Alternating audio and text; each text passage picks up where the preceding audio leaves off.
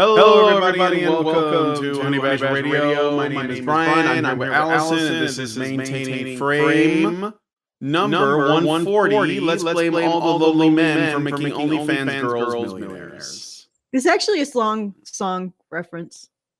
All what? the lonely people. All the lonely people. I feel like I know that. All the lonely people. Oh, that's the Beatles. Where do they that's come from? Eleanor Rigby. Obviously, they're all in OnlyFans, but who knows where they came only 304s. Who do they work for? Only fans thoughts. Yeah. All right. So, okay. Yeah. I got this as a suggestion. Oh, there's an echo? Is there an echo? There shouldn't be. No, there shouldn't be. Oh, it was from my microphone because. Oh, okay. Well, yeah, it was because of some things I did with. Let me see something. Okay, it's still muted on those other places, so we should be good. All right. Yeah. Okay. Good. Yeah. You know, speaking of like really crazy beginnings, when you guys went to Washington D.C. and then had sort of the wrap up afterwards, people were like, you had the screen up and everybody could hear you things going on. Yeah, I know. It was Hannah's setup. She what she did on her OBS was she put so you can set like different sources either within a scene or you can make global settings. And Hannah had the microphone set to a global setting, which means you could hear it no matter what scene you're in, which is global, right? So it's across all the scenes.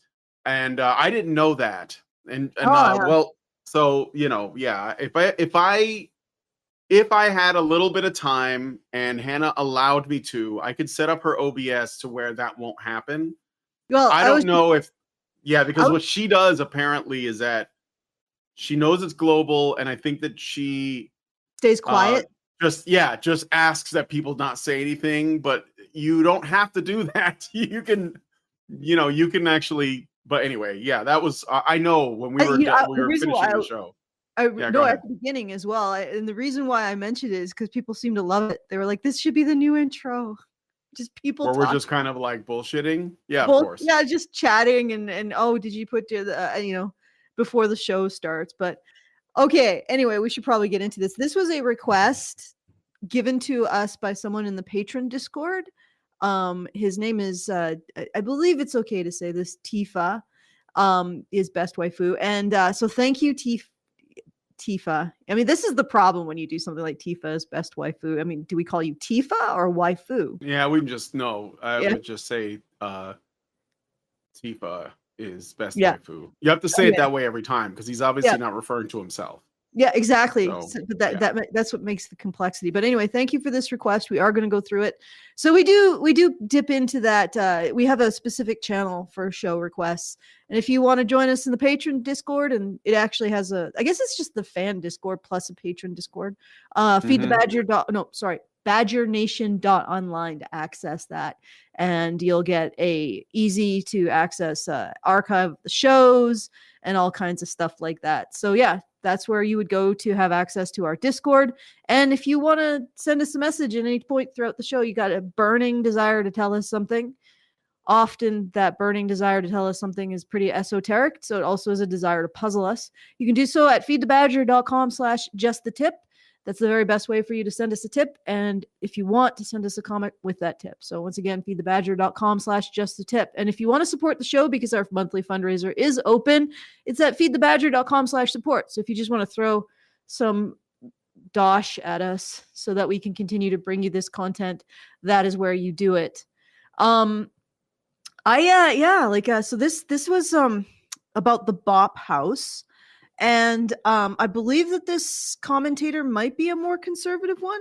Don't quote me on that. Maybe it's just moderate. But she's calling out the Bop House. And of course, what is a normie take without blaming men and shaming them for making these women millionaires by taking something so horrible from them, I guess. Yeah. What is a normie take? I don't think there is one that doesn't at least try to like do the whole both sides thing. Well, and that's about as charitable as it gets. But I don't know, like it feels like the person walking away with 43 million isn't the one being exploited, but what do I know? I actually have a framework that maybe would analyze that a bit more, but let's see. Let's find out what they have to say. All right, so Is this too early, Brian? Or no, is it no, no, no, no. This is okay? fine. I'm up at like 7 in the morning. No, not even that. 6 in the morning. Sometimes 5:30.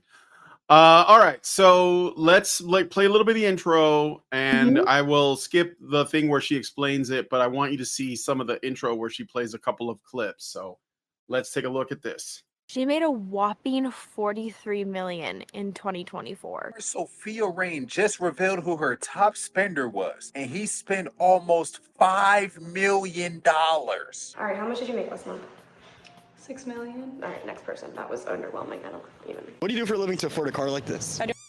How much do you make? A couple M's. How much is this car? 500? I don't know. I don't look. I just tap. I don't have time for this. Like I just pay for it, you know? The G-Wagon, I could crash it. I wouldn't give a about it. The Bop House is the first OnlyFans content creator house. A 17-year-old girl was the most requested creator to join the Bop House. You joined OnlyFans the night you turned 18? I think so, yeah. And people subscribed right away? Yeah. Should they be in jail? Yeah. It's sad to see. Sad. All right, so that's the intro. That's just sort of like setting it up. So the Bop House is like the Playboy Bunny Mansion in a way, right? But it's run by and populated by women, young women, I assume attractive women, and they're making bank on it. So let's find out how this is men's fault. Well, at least like in part. Allison, are you trying to talk? Because I can't hear you. If you are, you're muted or something. Yeah. Sorry about that. I'm. Yeah, let's find out. Okay. Let me see. Let me jump ahead.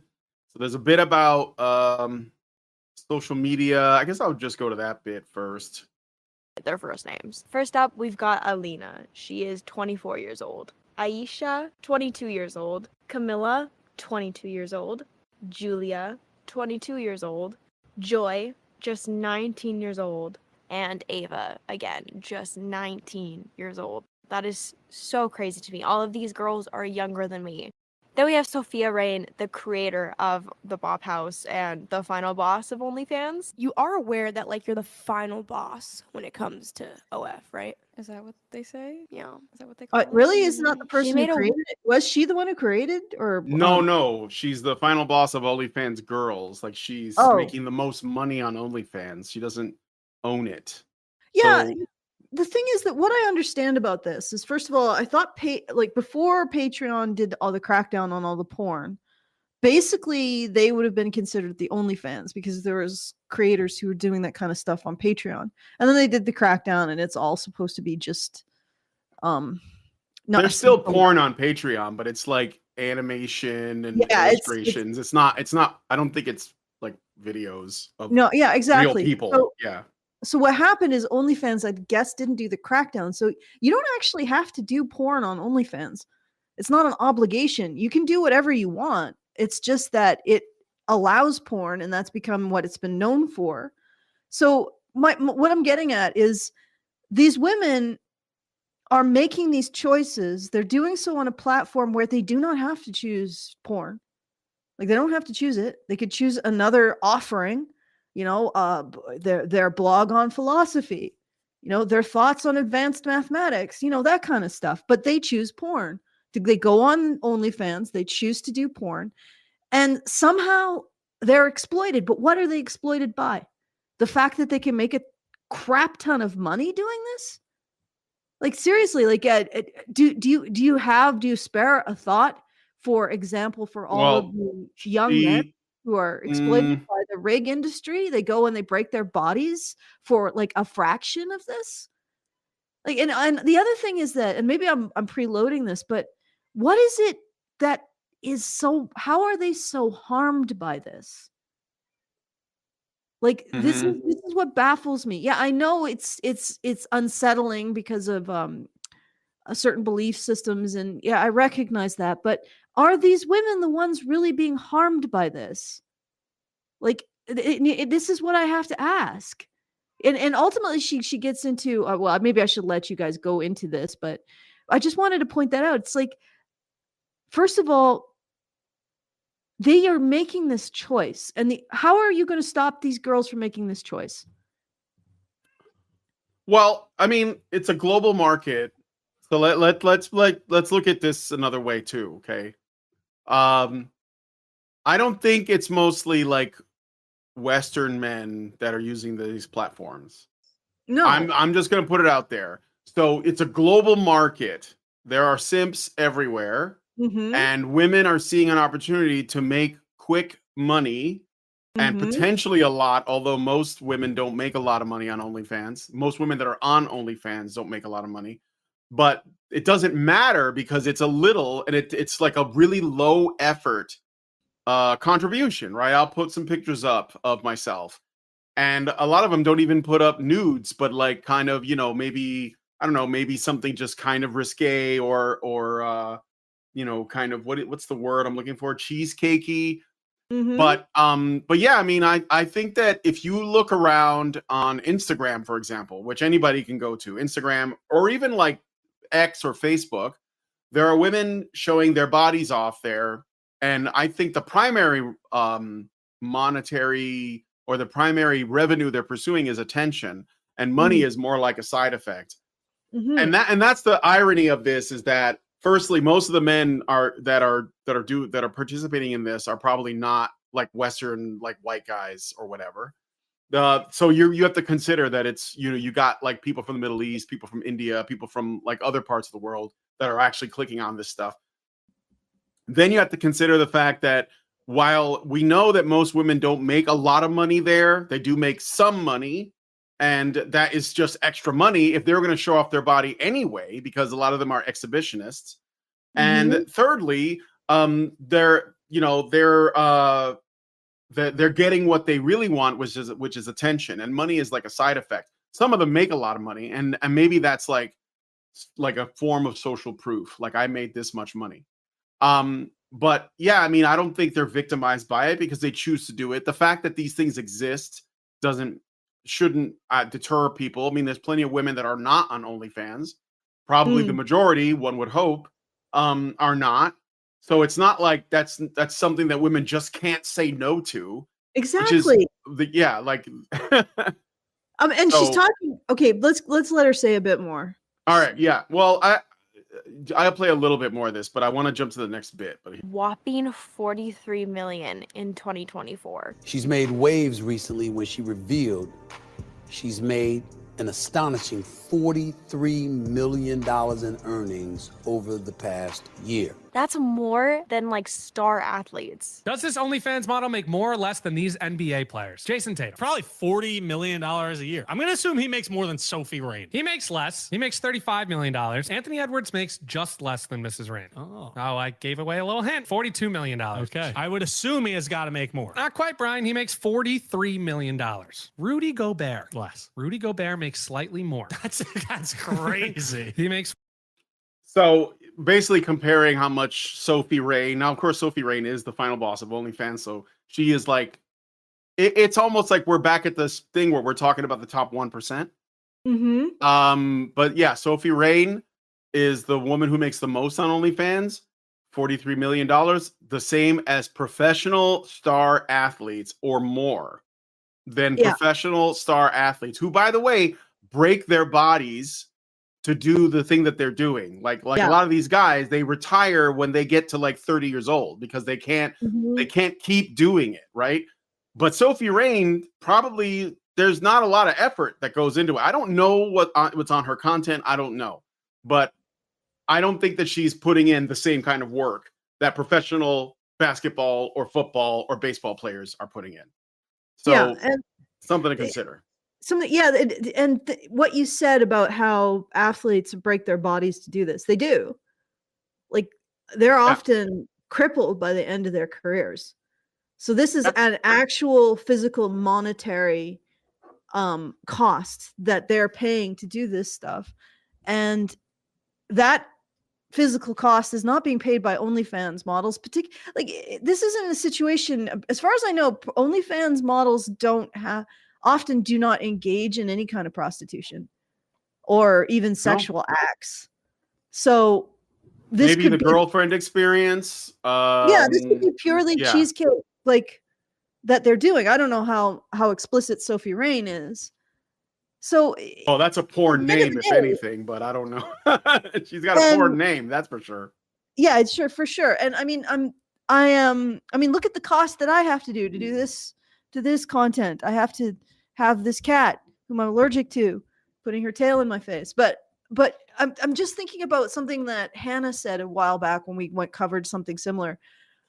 We don't look at the costs of what it is to be a doctor and the psychological costs of having to tell a family that their kid is dying. We don't look at the psychological, like the physical and psychological costs of firemen, rig workers. And there is a lot of jobs that are a lot worse than OnlyFans model. And yet we are obsessed with not just looking at these women's butts, but regarding them as victims of us looking at their butts. And it's just, I don't know. I mean, I know that there's a religious component to this, but for me, I find it difficult to think that Sophie What do you mean Rain there's is a religious component to this? because a woman, she's a fallen woman or something. I don't know. Is that what the person who made this video, I don't think she says that. Okay, all right, fair enough. I don't think so, because I watched the whole video and I didn't hear her mention any this is not godly. I think that she's just, what I think her concern is, and maybe we'll get to that point in the video, it's more about how Sophie Rain and OnlyFans girls make women look bad, and it's a step backwards for feminism and blah blah blah. So I don't think it's unless of course you consider feminism itself a religion, then yes, she is making a religious argument. I'm curious what element of feminism at this point isn't a step back. Like I would argue that it was a step back the entire time. Sure, I agree. If we just look at it from the perspective of women, I don't see that feminism is adding anything just to women. Like I would have said it was a step back for society, but maybe getting the vote without the consequence of serving the state was a step forward for women only, not society, and certainly not equality. But at this point, what is it that feminism does that is even beneficial to women? I mean, they're scraping the bottom of the victimhood barrel. There are a lot of women who say that the process of fracking the victimhood reserves and having, the dirtiest, most unpleasant, according to certain TERF feminists, form of victimhood, which is trans women come out and then attempt to process that into further victimhood reserves. That's that whole process. There's a lot of feminists who speak out against it, who think it's not a good thing. And then there are other so it's almost like feminism doesn't agree with feminists don't agree with what benefits women at this point. And they're having gigantic arguments that have a lot of collateral damage in order to try to figure out what is a woman and how do you benefit that. And it's so I mean, OnlyFans, I don't know. I mean, compare OnlyFans to the billion-dollar industry that is female victimhood, which is actually exploiting women more, I wonder. Especially since what I was trying to get at, and she talks about it initially, you skipped it, but she talks about how these women are young. And I'm like, well, how are you going to stop them from doing this? No, I did. What? Yeah, no, I played that bit where she talked about how they get as young as 19 years old and so on. But I was again, it's just like you said, what can you do about it? Like no one's making them do this. They are choosing to do this. Yes. I mean, I could say fatherless behavior, and maybe that's true. But this woman would find that offensive. Well, it's fatherless behavior, but it's also okay. Let's be honest. What would you need to do to stop these girls from choosing this? These women from choosing this? They're going to go into, we need to blame and shame the men so they stop paying for OnlyFans, I guess. But that's what I'm saying. Like, how are you going to do? It is an impossible ask. The only way you can stop these girls from doing this when they come of age is to increase the age of consent to 25 or 30, right? And so you basically take away their autonomy. Will you allow young men to go on OnlyFans and show their butts? But not young girls? And then, couple generations from now, will that be seen as patriarchal oppression? That women were artificially restricted from doing something because we were so worried about how much they would be victimized if they did it? Like, do you see how this stuff goes in cycles? As a society, we're like, oh, we can't let our young women do that because that victimizes them. 50 years later, how dare they restrict women's freedom? It's like, well, that's just it, though. Like, liberation is the chasing our own only, tail. like, liberation at the cost of everything is the only goal, and it never ends because human desire is bottomless. And so they just keep finding new ways to liberate women. And all it does is it puts them in a position where they're just more likely to do harm to themselves, because there is a hierarchy of what is good for you versus what you want. And just liberating all the time is going to end up with people like completely miserable and directionless. It doesn't, that's what feminism is doing. And all of it, by the way, is dependent on this idea that the whole world and all of society needs to change for women to feel completely free. And that's just not possible, because they'll choose things that hurt themselves in the name of being liberated. And so we're seeing this now, where, you know, women who are just 19 or just turned 18 or even 17, they get OnlyFans accounts. And then when anybody follows them, which, you know, in a world of like 7 billion people, there's going to be some, then they'll immediately be like, oh, those guys should go to jail. Not you know, you shouldn't be on OnlyFans. No, we should be sending men to jail for that, for just like, for some of them checking it out or whatever. So and that's because we're yeah, go ahead. Okay, liberating people. Yes, you're right. It's like liberating without any sense of responsibility is aimless. But my point was, we look at these situations and we say we should restrict women from them because it's harming them. And then a generation later, we look at the restrictions and we say what patriarchal oppression we've enforced on women. And it's like, it's this never ending chasing our own tail about this issue. And my point is, what do you want to do to stop this? Because you're not going to get rid of all of the lonely men. Okay. And you're not going to make it better by shaming them into being even more lonely. Right. You can maybe shut down OnlyFans, but there's nothing apparently illegal about it. So how are you going to stop this 17-year-old girl going on OnlyFans and making an account as soon as she turns 18? You're going to have to I mean, take even away if her right you to can't do it. even get rid of OnlyFans, because if you did, there would just be another app that would just replace it. Or women would just go on Instagram and they'll start, you know, like fucking whatever. Like, you can't, the problem is not the existence of something like OnlyFans. If anything, the problem is that women are choosing to create, like I said, there are lonely men in the world. You can't make that go away. Or there are just horny men. Like, they're just out there. There's horny women. So you can't do anything about that. So, like, what, you know, why are you complaining, I guess is what I would ultimately land on, because you can't, you're complaining about human nature. Yeah. Yeah. Well, that's my point. Like, first of all, what are you going to do to change it? You have to take away their ability to make these choices, which means you take away their autonomy.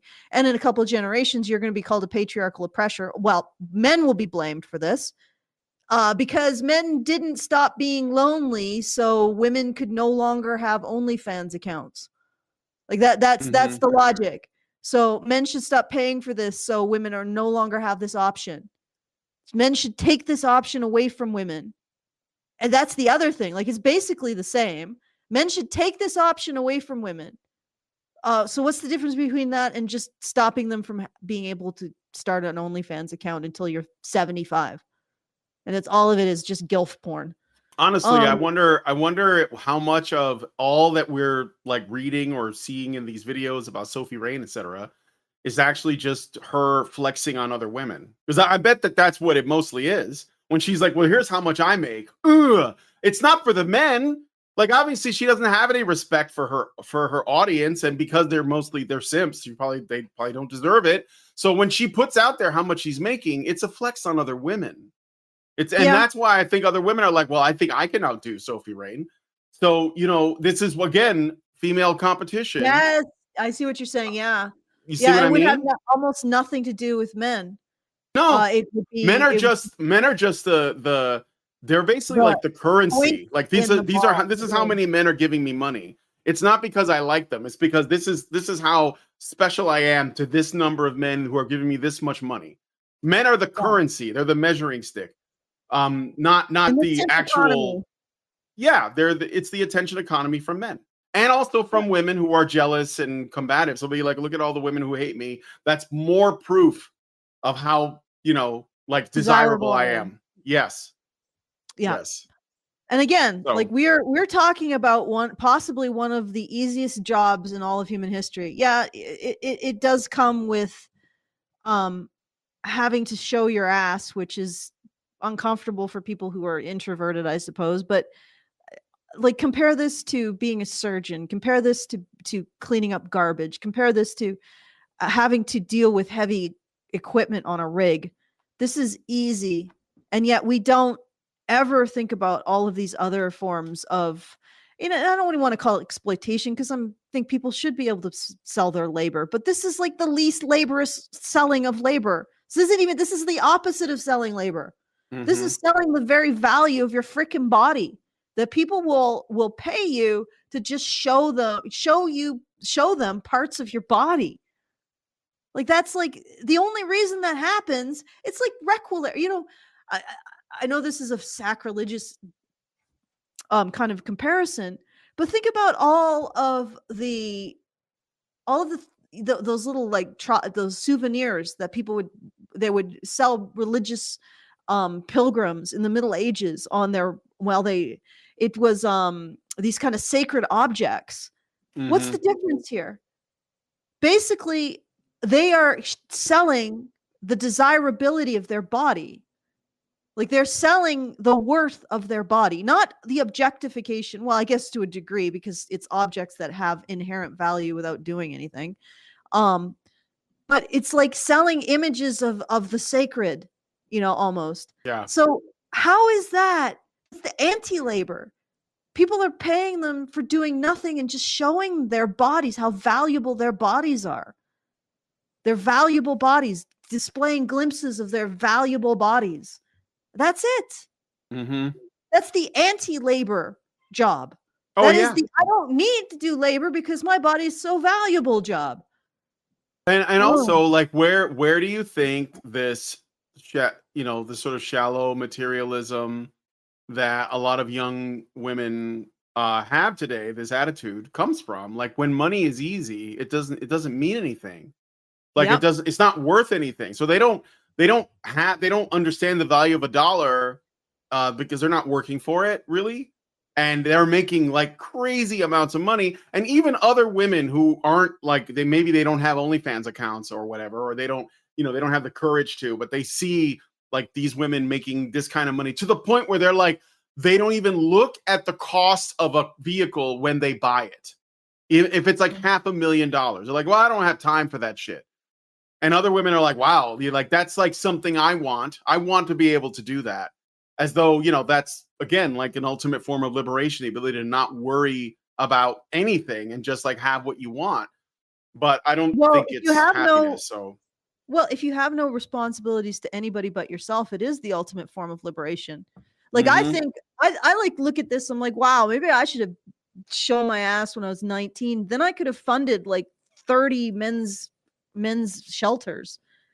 I mean, it's far too late for me now, but the thing is that, like, they don't have that. They just want to buy a $500,000 car and just get more and more material crap. And they don't care. They'll be like, I'll just crash it up. I don't care. Right. So like, it doesn't mean anything. So I'm saying it's not worth anything even then. Here's the news flash. Teenage girls are as venal, selfish, interested in status, and rubbing their other people's noses. And young women, actually, I probably shouldn't even say teenage girls, young women before their brains mature at 25 are just as interested, have that same kind of shallow sociopathy as young men. What, you think that young men could show their ass and get a $500,000 car? They wouldn't do it? Like, seriously. They wouldn't do all of this stuff, but we shame young men for having these status symbols, for running down or going down the street with their jacked up trucks and stuff. We shame them for far more modest depictions of being status seeking and disregarding other people's benefit in the process, is what I'm saying.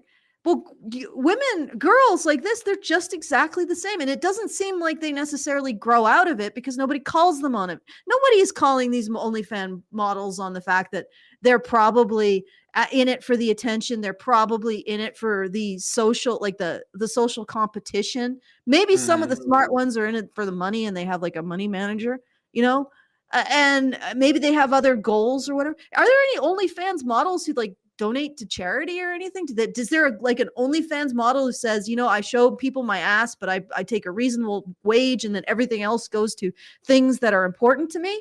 Is there an OnlyFans? Like, somebody find that out. Because it seems more like it's just. I doubt it. Reveling. I have doubts. Yeah. Reveling in lust, reveling in greed, reveling in pride, reveling in sloth. It's just, and here's a news flash. Teenage girls and young women are just about as bad about all of that as young men. Except, oh gosh, Kat, could you not tip over my coffee? Can I play more of the video? Yeah, sure. I'll have to deal with the coffee issue. Yeah. To be in this house, doing the same dance moves as these girls, wearing tight clothing, treating this as another TikTok trend. So what she was just saying is that there are TikTok trends where women are basically auditioning to join the Bop House, and they have to dress scantily and dance around. Again, this is all women trying to find approval from other women. Men have nothing to do with this. Nothing to do with this. Let's keep going. Girls that auditioned, you may or may not have heard of. Her name is Piper, and she's just 17 years old. She's a child YouTuber. I think she's had YouTube since she was like 9. She reminds me a lot of, I think her name was Danny, dancing around in revealing clothing on the internet. So like I said, she's just 17 years old. So legally, the Bop House cannot take them under their wing yet. Now, I don't need to tell you why. So, okay. Danny? Again, now, if let's say that there was, because what appears to be happening here is you have adult women putting out sexy content online, TikTok, OnlyFans, Instagram, Facebook, X, YouTube, wherever, and it's everywhere. There's women trying to get attention with their bodies. Okay, men are not making them do any of this, and they are adults, and these adult women are having an impact on underage girls who see that, and they themselves want that attention. They want to be like a part of that action. And so they start putting out videos. They all have phones.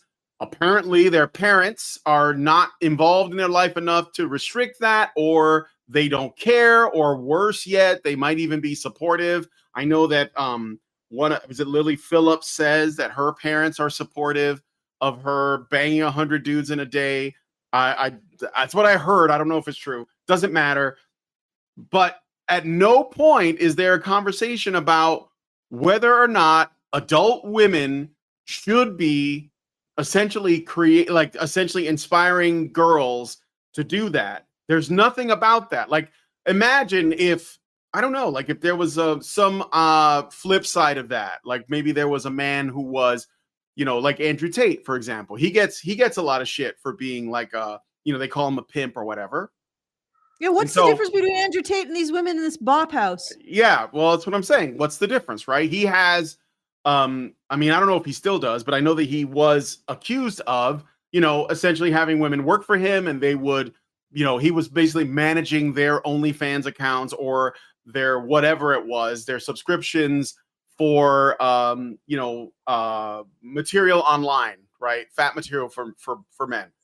And we would say that some people would say that he's not a good role model for that, for men. And I would be one of those people, right? I don't think that he's treated fair by the justice system, but I don't think he's a good role model for men. And I would say that they shouldn't, participate in that. But these adult women are out here inspiring underage girls And that's not a Mhm. problem.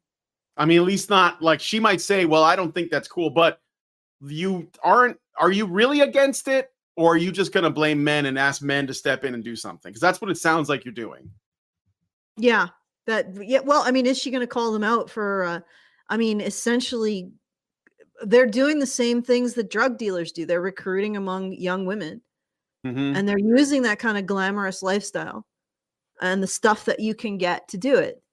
Or they're recruiting among girls. And then I don't know if this girl at 17 was in contact with these women and talking to them, and they were encouraging her, or they were actually talking to her until she turned 18. That might be that's pretty sus, a little suspicious there. But like, and again, this girl, and I was looking at the comments, apparently was managed by her mother. But of course, we can't. Sophie Rain talk, or the Lily the Phillips. 17-year-old Lily Phillips, Oh. no, the 17-year-old who's potentially going into the Bop House. We can't Yeah, talk about. yeah. No, we can. That's we can't exactly talk about- right. We Because can't talk about. Mm-hmm. We cannot talk about the rate at which women traffic women. Women traffic or not traffic, but traffic is the wrong word.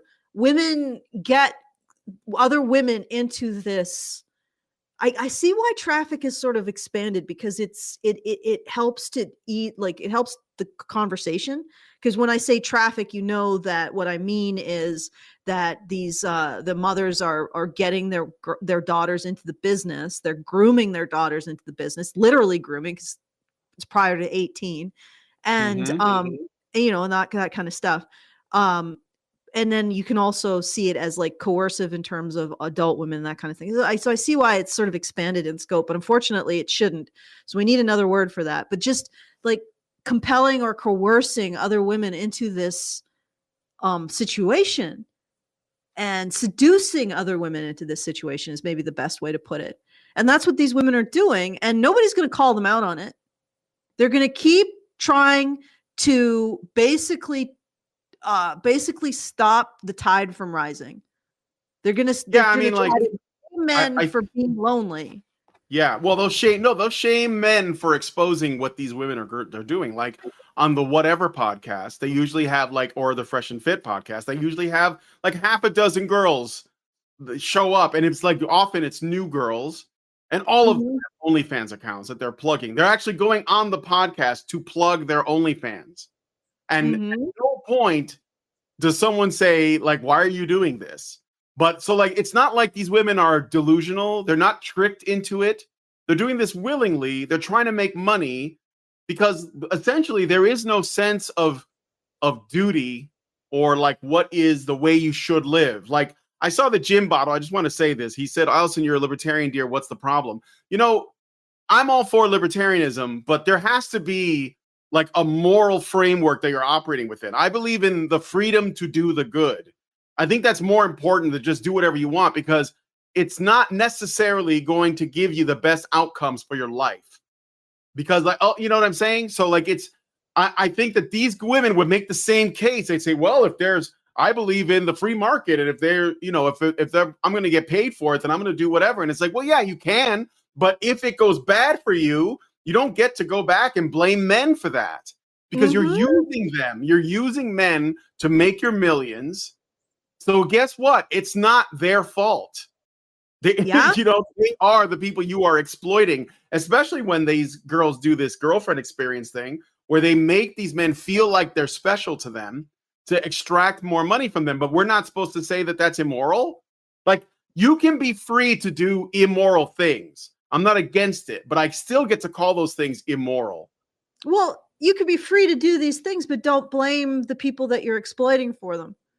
Do all of this. Ladies, you could do all of this. You don't get to blame. You don't get to segue into that part of your career where you're 30 plus and you start to say, well, I was a victim. Because this is what happens when they're young. They exploit men sexually. Well, they engage in this kind of I won't say it's exploitation, because both parties seem to be aware of what's going on. That's fine. But it becomes exploitation when they retroactively look at it and they say, I was exploited. And I'm curious. I don't know if this monetizing men's loneliness I personally don't think that that's something that is moral. However, No. it is legal, so go. I guess, Sure. and I don't know the alternative. Like honestly, if No, women I are don't going think for we this can route, ban it. I think that we would have to. I think men we'd have have to to be fix like it. they'd have to stop simping, but I don't think you can do that across the board.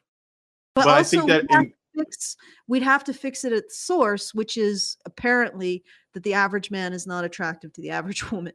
And we'd have to figure that out, and that ties into a whole bunch of other stuff. So this ultimately is a symptom of a deeper problem. I'm not going to say that this. I don't know if men are going to be served necessarily by taking away porn and OnlyFans. Like this is my ultimate point. no, I mean, no, I don't think so either. so I'm not saying that this is necessarily bad. However, it always ends on blaming men. And if you can't do what you want to do without blaming men, maybe you shouldn't do it. Mm-hmm. And again, it's most likely that these women will transition to a point of time where they can no longer get the money that they want from men's sexuality, and then they will switch to the other profitable way of exploiting women's value, which is to start talking about their victimhood.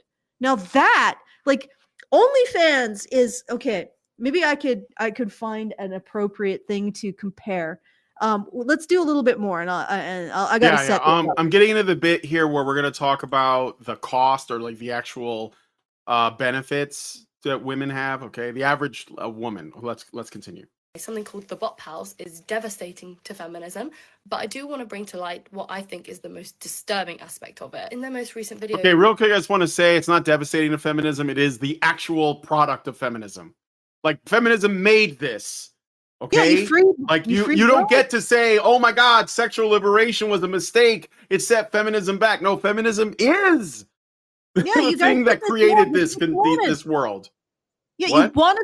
they wanted the people essentially said, no, you can't do this because this is bad for you young ladies, so we're making this restriction so you're not able to do it. Feminists were like, how patriarchal and patronizing, remove those restrictions. And now the restrictions are removed and girls are allowed to make these choices. And what is she saying? It's exactly what I was talking about, chasing your tail. Now they're saying removing the restrictions is horrible oppression because it allows women to create these giant audiences of extremely lonely men to take money from, and that's horrible oppression of women. And now we're going to go back to the freaking restrictions, or I guess will it be? Is there a difference between legally restricting women from going on OnlyFans or legally restricting OnlyFans from existing? Which incidentally will mean you've destroyed a woman's a woman's business. Like OnlyFans is run by a woman, so you will have destroyed a woman. So either way, you're going to be restricting or destroying a woman's autonomy in order to enact this. And then in 2 generations, are the feminists going to be, I can't believe that it's so patronizing and patriarchal to restrict women from doing these things? And it's like, could we just stop? Is this the behavior of a serious civilization, a serious species, a species destined for the stars? No, it is not. It's the behavior of monkeys with opposable thumbs. I think monkeys always had opposable. Monkeys with the ability to think 3 minutes ahead. Like that's it. We need to move past this. This is ridiculous. Yeah, it's very okay. So anyway, just about that bit right there. This is not setting back feminism. This is what feminism made. And until you internalize that, it's just going to get worse because you're not identifying the source of the problem. And for people who are saying it's not feminism, it's women, almost everybody is a feminist of some stripe, even if they call themselves anti-feminist, non-feminist, traditionalist, whatever. If they subscribe to feminist ideas, they're feminists. So it doesn't, like, that's it. That's all. The label doesn't matter, guys. Whatever somebody calls themselves, that's like identifying as a fucking attack helicopter. If you say you're not a feminist, but you do all the feminist shit, guess what? You're a fucking feminist. Anyway, so it doesn't matter. It's okay for us to call it what it is. Anyway, I'm just saying it's not like just saying saying feminism is limiting it too much. No. We have to point this out because almost everyone subscribes and co-signs on this ideology. The average person, you have relatives that co-sign on this ideology. It's almost everybody. And that's the thing that you have to understand. They can call themselves whatever they want. Okay? But that doesn't make it true. So anyway. And I just want to point something out. Women were the ones who opposed the vote the most initially. Yeah. Women were the ones who voted conservative almost universally throughout the first 3/4 of, or the first 2/3 of the 20th century. And it wasn't until feminism came that all of that got reversed. Usually men would vote liberal. This is what was so surprising in this election, is the hard shift with men from liberal or left to conservatism. Usually for most of the 20th century, conservatism was seen as more female and liberalism was seen as more male. And that reflected in the voting patterns. Then there's this hard shift in the last couple of years, which is what people are getting up in arms about, because the Democratic Party has lost its base of liberal young men. It's shit on them so much. It had an interesting strategy. It's like, well, they're our base. Why don't we keep shitting on them? But it eventually backfired on them. So, I mean, it was women who did the majority of policing this shit in the past, right? Who would have told these girls to knock it off, right? And don't engage in this. But, it is women, but it's women with absolutely no sense of responsibility to anything but themselves. And if you can imagine, if men were in that circumstance, it might look similar, except I think men are more inclined innately towards some kind of external metric for their actions. But it's like, imagine Gilgamesh before his epic, that kind of thing. But there's no epic of Gilgamesh for women in our society. And they don't have aspirational goals like Mary, the mother of Christ. That's gone because we don't have those. We don't have a real faith in those stories anymore. And I don't mean that as a Christian thing. I mean that an aspirational story for women to say, this is the kind of person I want to be morally. This is what I want to try to live my life morally. Where is that in our society? It's gone. So it's all just materialism and blaming men. Okay, let's keep going.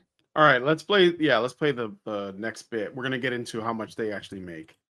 They are advertising for a new girl. Now, I looked at the comments, and unsurprisingly, there were lots of people tagging creators. A 17-year-old girl was the most requested creator to join the Bop House. People wanting a 17-year-old to join. The thing is, at this young age, you may not see an issue with this, but as you grow up and your frontal lobe develops, you learn more about yourself, your beliefs, your values. You may change your mind. And that digital footprint sticks around. You got to think about your future. And if you happen to want children, you got to think about them as well. Think about how it could impact their life. OnlyFans may seem like a quick path to wealth, keyword seem, but at what cost? Yeah, it may look appealing, like money, like $43 million, but it's not worth it.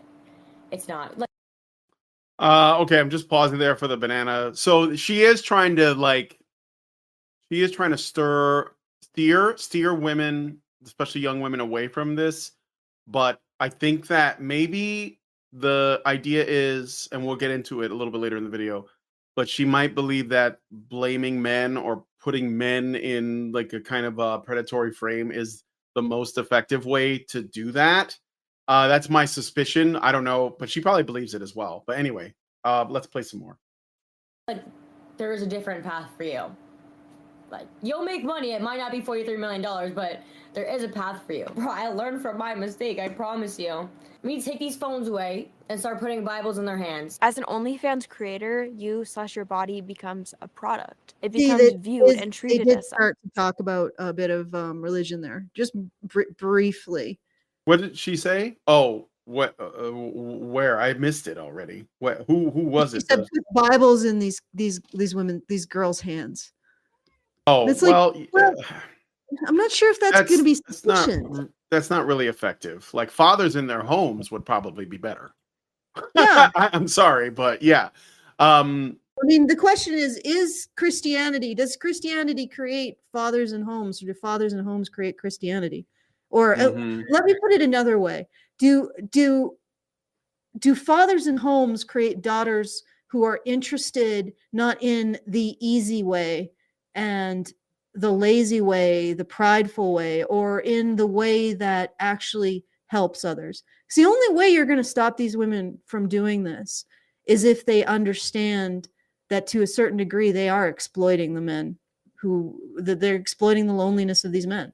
Like, I don't want to get into this is a difficult tightrope to walk, because on the one hand, yeah, this is an activity that is legal, and I don't want to say men can't do this, but on the other hand, this entire the size of this particular industry only exists as it is. The only reason why this woman is able to make $43 million is because relationships between men and women have broken down so appallingly as a result of this overwhelming exploitation of women's victimhood, or the presentation of women's victimhood. So this is like something feeding on the corpse of our society. And it's like, we got to fix that. But the only way to fix it is to actually care about men at the end of the day, and to stop blaming them, and to stop pretending that women are victims of men, victims of the half of the species that has evolved to make sure they survive childbirth. Like, seriously. Mm-hmm. I mean, and to feed the resulting offspring as well. So it's like, yeah, go ahead. This, as much as I don't want to say that people shouldn't be able to do this, I recognize that this is a symptom of something very bad that needs to be fixed. Yeah. Yeah, I mean, it's important to remember, I don't know what the numbers are, but I'm going to guess that the majority of girls are not doing this. And the majority of guys are probably not doing this either, because, even when it comes to like porn consumption, you can find free porn everywhere. So it's not, I think that most men are not buying OnlyFans accounts or paying for OnlyFans, and most women are not creating or are content creators on the platform. So we are talking about a minority. And I think that there is a societal cultural problem with it where, depending on how the girl grew up, that she's more likely to go down this road.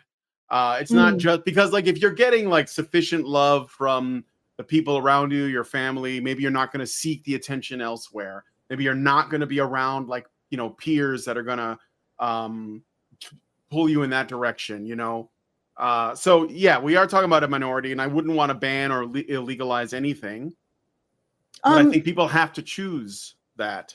So it just occurred to me, the difference between porn and OnlyFans is actually a perception of a connection with the creator. So this is actually cult of personality. Like, OnlyFans is more, if you think about it, it's a parasocial social relationship. Yeah. Whereas just going on the internet for porn is much more anonymous and less like, I assume you don't make more of a connection with the character of the person who's acting out. But this is actually selling the girl as a person. Ironically, people aren't recognizing that. Like, you are giving this money to a specific person, not a set of fetishistic acts. And I think that actually really speaks to what I'm saying, that this is a reflection of the breakdown of relationships, that they're creating this ability to have this parasocial relationship with a woman like this, right? And that is making so much money, possibly even more than the usual, more disconnected kind of porn. Isn't that interesting, though? Because they're giving money to a specific woman, not a category of porn on OnlyFans. Sure, yeah. They're purchasing the perception of a relationship. And I'm saying that this particular industry could only come about because of the destruction of the relationship between men and women as a result, in part, I mean, because I think feminism is also itself a symptom of this whole idea that men oppress women, which can't do anything but destroy the relationship between men and women. So now we're sort of at the end of that cycle, and we're seeing men spend millions of dollars for a personal connection. And I hate to say it, but you know, romantic relationships are sexual. So it is a personal connection with a romantic partner. This is the perception that OnlyFans is giving. This is the perception that they're giving. And this is categorically different than porn in the past. Yeah. Like it almost is its own thing entirely because of that perception of a relationship. And like I said, the destruction in people's actual relationships, the loneliness is leading to this. And I mean, the way that I could see that this is a harm for these young women, I mean, you would have to buy into a moral framework, first of all, right? But the other, if you just looked at personal harm, how are they going to relate to men after the money dries up? Are they going to go into are they going to be able to have a relationship with a man after all of this? I mean, I don't know. Are they just going to transition into the usual I blame men for what I chose of my own free will? Like they're there to blame because they gave me the opportunity. I can't imagine the reverse. I'm trying to think of the reverse attitude. Like women have some kind of failing that men exploit. Oh, the beauty industry, right? Beauty industry makes bank over women's insecurities. Do we blame women for the beauty industry because they're all being manipulated by their insecurities? No, we blame men again for giving women the opportunity to indulge aspects of their insecurities, their jealousies, and other things. Like what I'm trying to get at is it's an industry that sort of exploits a need or a flaw or something that they're contending with, women are contending with, which is insecurity over their looks. It's an industry that exploits that. But do we say, well, women are responsible because they're purchasing all of this stuff and paying attention to this, right? We don't. The industry is responsible because it's selling them, you know, this insecurity, or it's selling them the solution to the insecurity and the insecurity. What's the difference here? The men in OnlyFans are just the market. And suddenly the market is to blame instead of the marketers. Yeah. That doesn't hold true for any other situation but this. Because it's men. You know, and if women were touch starved and hungry for relationships, and you had I don't know, the male version of OnlyFans doling this stuff out in pittances to women in exchange for huge amounts of cash. If there was any kind of social recognition that women were having to pay to purchase, they would never frame that in terms of women being the ones who were wrong and the people selling this to them being the ones who are right. Never. Never. If women had a need, we can barely conceive of the idea that they should have to pay for it. Yeah, that's true. Like, all right, let's keep going. She's going to talk about how much they make. That can be tough for anyone who's seeking love or real, genuine connections. While there are some that genuinely enjoy the work, I believe most people do desire stable relationships, and again, possibly a family in the future, which can be difficult to navigate as an OnlyFans model. I worry that many, especially young girls, barely of legal age, don't fully understand the long-term effects of doing this line of work, the effects of entering the industry at an age where your mind isn't. You cannot articulate the long-term effects. Okay, and the reason why does she? You watch this whole thing. I also watched some of it. Does she ever clearly articulate what the long-term effects are? No. Well, just that women are going to struggle in relationships, but not necessarily like the big picture problems. Yeah. No, she doesn't. and again, the long-term effects go back to the woman. Well, it doesn't freaking matter, because if you're talking to an 18-year-old girl who's basically brain dead and a bit of a sociopath, just like everybody is that age, and you say, wow, you might be giving up a relationship with the very group of people that we say harm you more than anybody. I mean, you could be giving up a relationship in which you wipe a man's ass and be his maid and his mom and take care of snot-nosed kids and all of this shit. You could be giving that up on one hand, and on the other hand, you could make $43 million a year.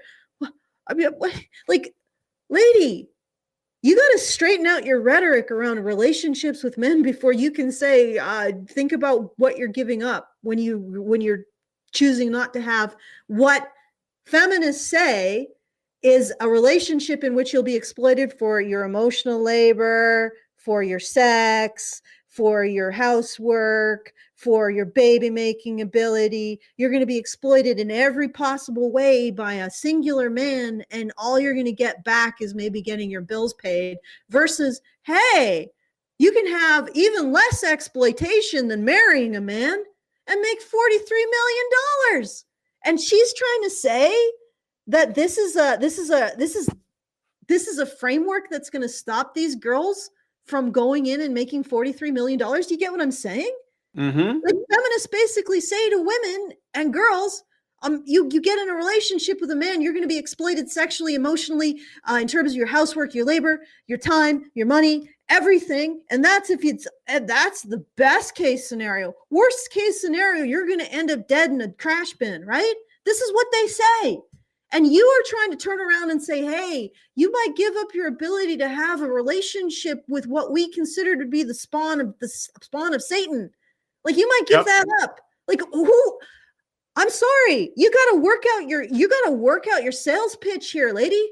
Because as long as you assert that a relationship with a man is possibly the most exploitative situation a woman can get into, these young women don't even have to be dumb or not care about themselves to say, so I can, like, live a lower to middle class lifestyle being exploited by one single man, or I could shoot for the moon and make $43 million being so-called exploited by men, but if they piss me off, I block them. You know, and I mediate. The entire relationship is mediated by me and money. You have no leverage here, lady. Because the entire framework of what you're saying, the entire framework of what feminism says about this situation, any intelligent, reasonable girl listening to everything you say about the relationship between men and women will choose the OnlyFans. Because of your rhetoric.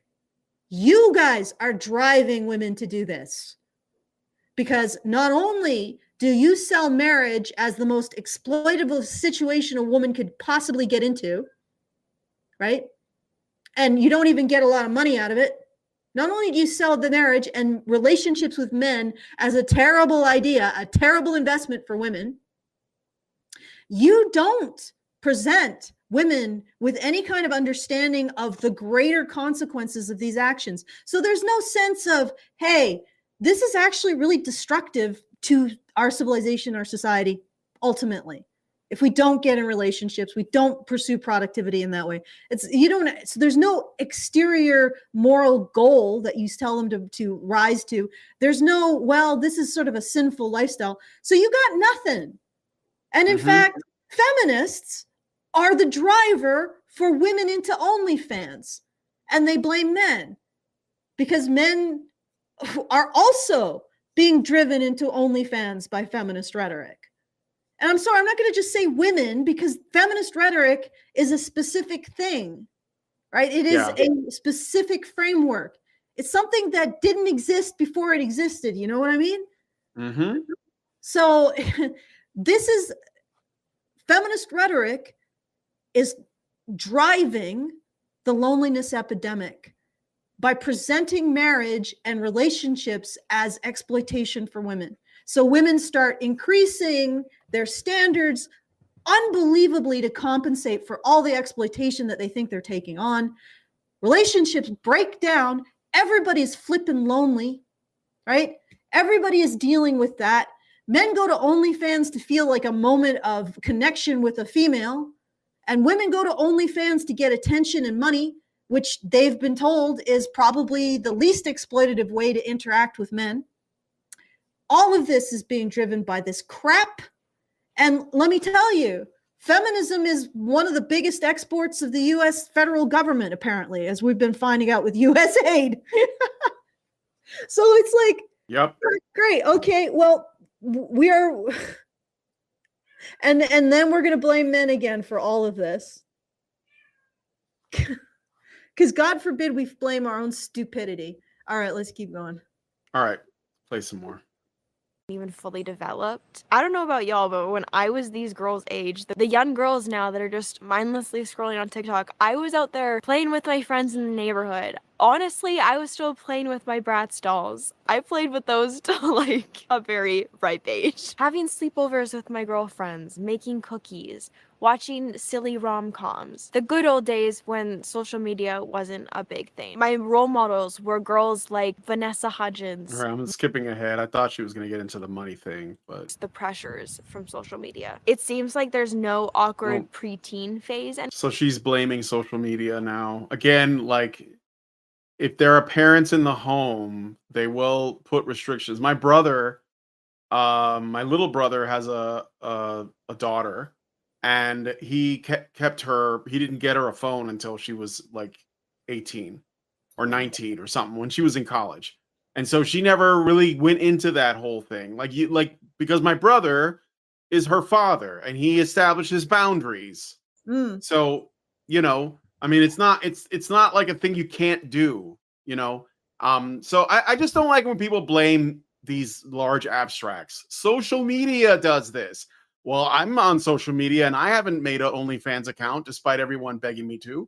So, I mean, it's not a good reason. It's a bad excuse.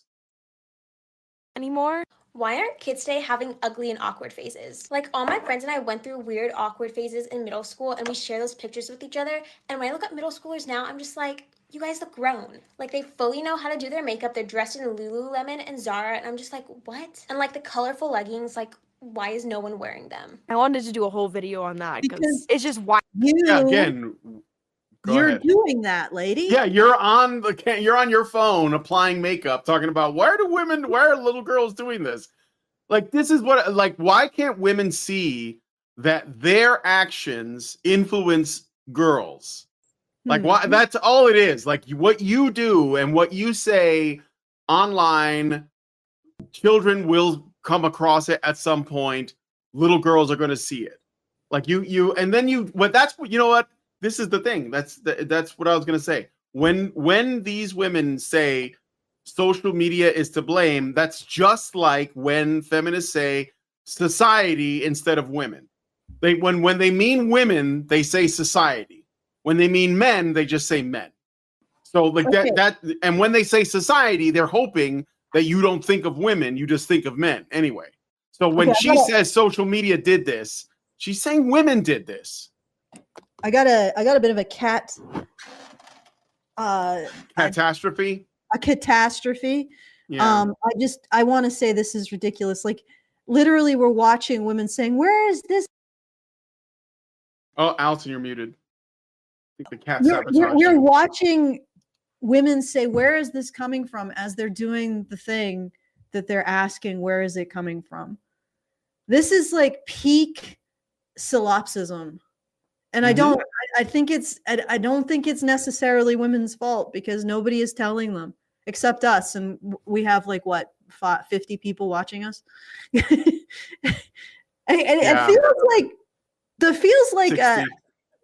feels like having a species in which half of the species has no understanding that when it does something happens is not tenable long term. So I feel like this message is really critical, and it concerns me that we're the only ones saying it. I mean, I know there are other people who talk about men's issues, but I don't know if they point this out and in a way that this is not healthy, and this is not normal. It is not normal for that woman to sit there being an influencer, influencing girls to know how to do their makeup and not be awkward, and then say, well, how do girls know how to do their makeup and not be awkward? That's not normal. That level of inability to recognize the consequences of your actions, not normal. This woman we see on screen right now, and her inability to connect women to the consequences of women's actions, not normal either. This is not, you could say, oh, this is just female nature. How could these women possibly survive in anything approximating nature? Like, I know that women are generally sheltered. They weren't that sheltered during the process of our evolution, is what I'm saying. Right? Yeah. This is like a woman throwing bits of deer meat at a grizzly bear, and then like in a hunter-gatherer society, there's going to be, to bait the bear towards her. There's going to be some point at which nature applies pressure on these women to understand that their actions have consequences. You get what I'm saying? Oh, reality is coming. Reality is coming. Reality is coming here. Reality would have been coming throughout the evolution of womankind as well. Like men didn't have the ability to shelter women this much until this point in time. Up to this point in time, reality came a lot harder and a lot faster and a lot quicker and a lot more deadly. So this appears to be a construction of the most rarefied harem ever in human history. And this can't be just women. Because if you took these women and put them in the wild, it wouldn't be that they just didn't understand survival. They wouldn't even have the ability to perceive the connection between their actions and their consequences in order to develop the ability to survive. Like, these are creatures that cannot exist in any circumstance but the one we're in, which means they didn't exist in the past.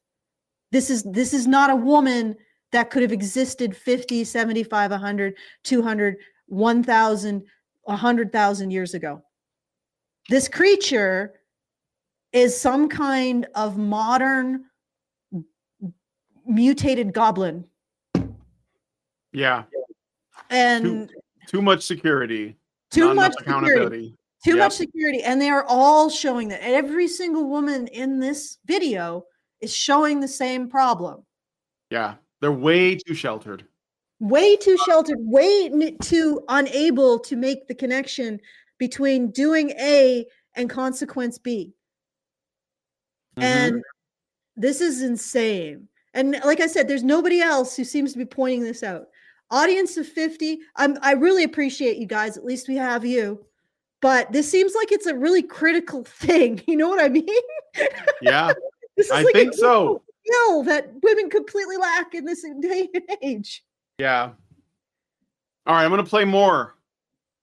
I remember when I was in junior high, I would wear like pink leggings with a green Aeropostale t-shirt, different colored bows in my hair, and many different colored eyeshadows. It was You were still trying to look pretty, though. Like, this isn't like that different.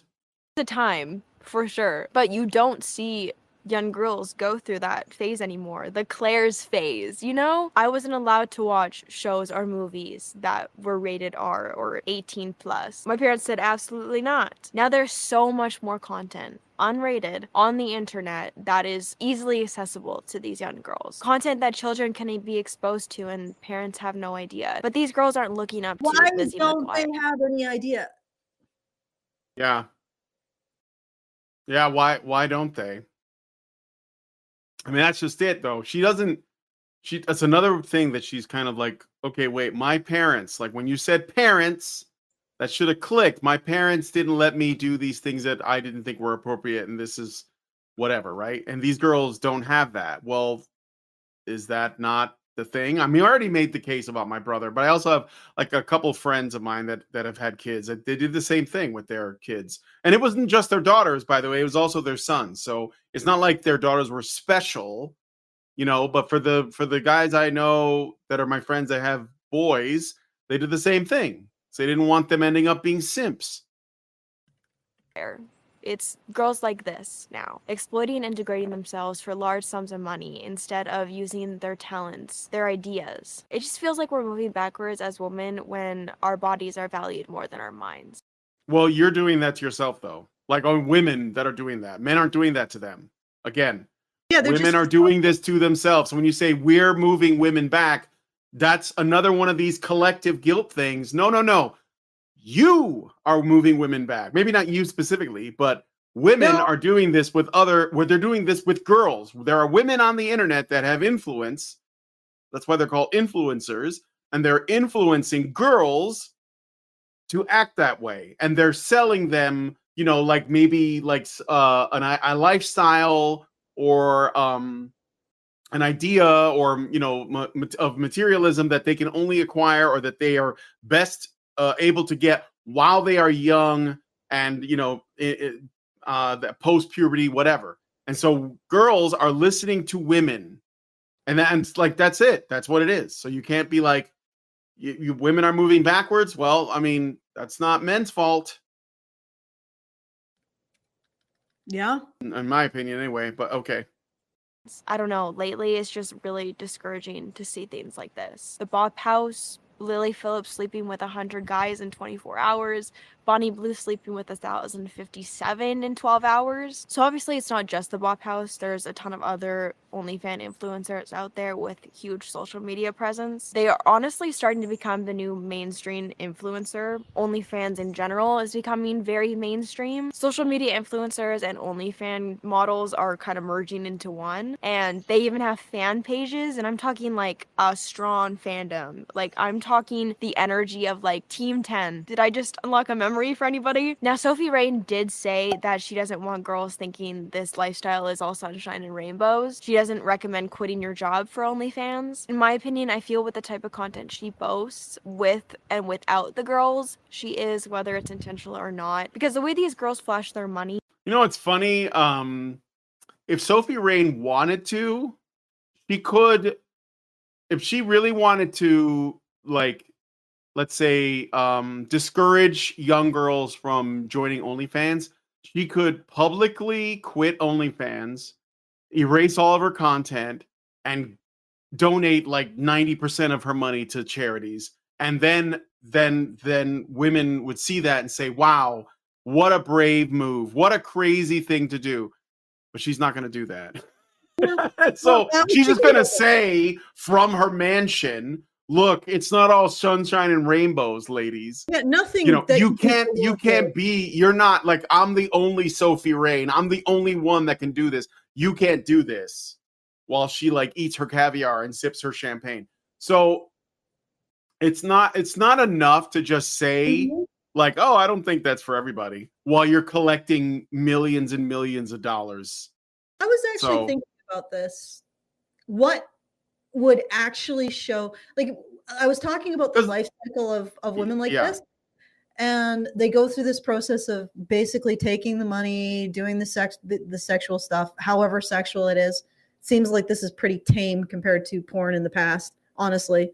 I don't think OnlyFans is the worst of it, friends. No, Chatterbait, like the cam girls have been around for as long as there have been webcams. So, yeah. So, I mean, what I'm trying to get at is, if they really regretted this, they could give the money back. Yeah, that's what yeah, exactly. Like, give the money back then, or whatever, donate it, whatever. Just say, oh, you know what? This was eating away at my soul. I can't do this anymore. I'm going to give all the money back, or I'm going to donate the money, or whatever. I'm going to do something constructive with it, you know, send it to like whatever. But no, they're not doing any of that. They're just like saying, oh yeah, I have regrets, crying into their fucking $100 bills. Like, so like, I mean, and that's the thing. It comes across as disingenuous and disingenuous. Yeah. But yeah, I will believe that one of these women really genuinely regrets their actions when they take whatever is left of the money that they made, because I know that they're going to have used some to live on, they're going to use some to build stuff, and maybe it, you know, maybe make like create a trust fund for themselves so they can live a reasonable life, whatever, and take the rest of it and donate it to a men's charity. That's Build or even just a men's children's shelter. charity. Yeah, build a men's Yeah. shelter. That's when I'll believe that you regretted what you did. This is the bar for all of the former prostitute Christian women. When you take everything that you have left, I'm not going to begrudge you a reasonable income, like something lower middle class to live on, a trust fund, that kind of thing. Maybe to give you an incentive to actually earn more money some other way. I'm not going to begrudge you that, but everything else, take it and put it into a men's charity or a children's charity. Okay, not another charity that basically is exploiting women's victimhood for bucks. A real charity. Right? Do that, and then I'll believe that you are repenting of what you've done. Or you are repenting of your lifestyle. Okay, until that's the condition. Hey, spread it around. That'll be the condition. Give your money back to people who need it. All right, let's listen to some more. And luxury purchases, it just comes off in a very recruiting way in my eyes. And when you hear how much these OnlyFans creators make, it's very easy to fall into the fantasy of it all. The fantasy of making thousands a month. All right, how much did you make last month? 6 million. All right, next person. That was underwhelming. I don't even. Aisha, how much did you make last month? Like around 2.5 mil. Do you feel poor yet? Because I do. How much did you make last month? So who is she talking to when she says that? Who is she talking to? Is it the men? 1 million. Okay, how much did you make last month? I just made 100K last month. Yes! Oh, there you are. What happened? I Cat? don't know. No, it wasn't Okay. a cat. You dropped, or from my perspective, sorry, you dropped. Oh, okay. And from your Well, perspective, I guess I just had an interruption in my internet or something. Maybe. yeah. Okay. Well, Yeah, let's keep- perhaps. Okay. So I'm going to go back a little bit so you can see this. So she basically says that the average content creator makes about $150. But realistically, the average OnlyFans user makes about $150 to $180 per month. And what I was going to say is that I would guess that because there isn't a lot of work that goes into making content for OnlyFans, they're probably just doing that. Like, I wouldn't even, it's either a side gig or even like less than that. It's just like randomly deciding once in a while to put something up. I don't know how it works. Don't care. But even then, it's an extra $150 a month, like on top of whatever else, right? Okay, so I'm having some serious lag with my video.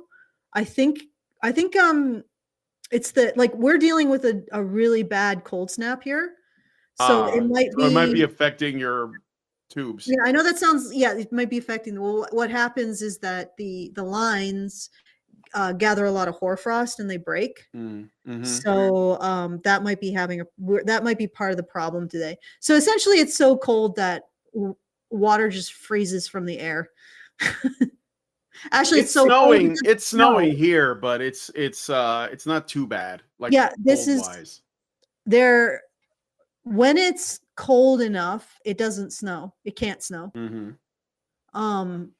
So it's like we're at, well, last night we went down to negative 56 Fahrenheit. So today we're Yikes. probably at like negative 30 Fahrenheit. No, but maybe like negative 20. But yeah, it's pretty cold here. It's the kind of cold where you don't want to walk outside and be outside for too long, because if anything happens, and sometimes things do happen, you might freeze to death. So, if I disappear, guys, you'll know why. Okay. I'll Maybe we should try to get through the rest of this before I'll be dead in like a gets snow worse. drift somewhere. It's actually getting better. Tomorrow it's going to be going more towards seasonal. It's like 4 times colder than or actually, let's see, usually seasonal is like -8 Celsius. I don't know what that is Fahrenheit. And now it's been getting down to -40. So it's about 5 times colder than normal. Yikes. Yeah, I mean, it's not too bad because we're used to really, really, really cold weather. So it's not like our cities are exploding like what happens sometimes in some states that aren't. But it's not a fun time. The dog is not enjoying himself at all. No. And plus That doesn't sound good. he tore his dew claw yesterday or a couple days ago. So he's not having a fun time. It's a bad time for Scipio. The cat's fine though. She's just sitting on the couch. But yeah, I would guess that the extreme cold is probably why my internet's a little bit hinky. Well, we'll just try to get through it. So Yeah. All right. How many more time codes are Which there? equates to just 2,000. There's like, let me see. There's like 2. I think we can like finish this off. We're almost at the end of the video too, so. $1 per year. You could make more starting an Etsy store or just your average everyday job working at McDonald's, for example. So the reality is this lavish lifestyle is for a very small percentage of people. Many people don't realize how challenging it actually is to make money on OnlyFans. And aspiring to become an OnlyFans model is not as straightforward as it seems. The market is very much oversaturated with tons of people joining, including celebrities. So to have success, it requires a lot of strong skills in marketing, business, and social media to stand out. What makes this situation harmful to society, beyond the impact of these young women, is that it's taking people away from vital jobs that are often difficult. It's alarming that teachers, doctors, etc. can make more money on OnlyFans than in their profession. That's why they're leaving. And these jobs Yeah, are that's being probably properly why women became wives in the first place. Because the risk to reward ratio is much higher. And maybe this is like a cycle. All the women become whores, let's be honest. And then it's like they realize that system just rewards some women a whole hell of a lot, and then most women not much at all. And then they're like, wait, what are we doing? Sisterhood. What is that, like Captain Planet, come together? Sisterhood. By your powers combined? Yeah, like no, We are like, the sisterhood? what is the What? word? Come together, like Like a Sentai? Like Voltron? Like what are you talking about? why am I losing? Gestalt? No, not Gestalt. It's like come together. It's like a word that means come. Sisterhood assemble. Sisterhood assemble. Yeah, I yeah. call upon monogamy so that every woman at least gets something from the system, right? Because this is like big winners, big losers. And it's interesting how she's focusing on a big winner instead of a loser. Like, why didn't she go and interview a woman who's making like $50 a month for showing a low-cut blouse and how she feels about this situation, right? Why didn't she go to interview somebody like that instead, or go look at someone like that, or the words of someone like that? Nobody cares. And that probably would do more to sell young girls away from OnlyFans than towards it, is to talk about the failures, the women who aren't making a lot of money and how they feel about it. Like, how do you feel about it when you put your ass up on OnlyFans and you get like nobody liking and subscribing and giving you money? Like, how does that feel? And that would probably push, maybe make girls think twice. Not selling the success and constantly saying, oh, not only is she so successful, but she's sort of a victim of the system too. So she's got that kind of cliche of being a victim, because you know that when girls write their stories, their Mary Sue stories, the Mary Sue is often a victim of something, right? Because it's victim glamour, right? So not only are these OnlyFans models they're getting so much attention, so much money, and they're so adored, they have this woman selling them on the victimhood glamour as well. So, I mean, it's like everything that these ladies are doing is selling this lifestyle. Even this woman saying, oh, but they're actually victims of the system, because that itself is selling it. Because it creates this kind of cachet, this kind of mystique around these creators that, they're secretly crying into their pillow. They secretly have this deep emotional drama involved in all of this. Like, could you sell this anymore, lady? Like, are you an OnlyFans ad? All right, let's keep going. compensated is a huge issue. The fact that some OnlyFans models are making more than teachers, vets, nurses, doctors, athletes, etc. is insane, and it's really sad. And if the world continues— Well, wait a minute. Here's something that I think she doesn't say this, but let's think about that for a second. So OnlyFans models potentially, according to Hey It's Talia, this YouTube channel, could make more money than teachers, doctors, and other veterinarians, like other jobs that contribute to society. So then the question becomes, Talia, why are women putting how much money they could make over doing something that is good for our civilization? Because like OnlyFans models don't add anything. We used to believe back in the day that actors were on par with prostitutes in terms of their status because they provided a distraction, some form of entertainment, but they weren't really like building something. Like they weren't like a fundamental, part of our society that was really important. So we used to think of them in this, what they were like lower status before the concept of celebrity came along. And celebrity status was like the highest form of social status, right? For like years. I think recently it's fallen out of favor because people have realized that celebrities, most of them are idiots.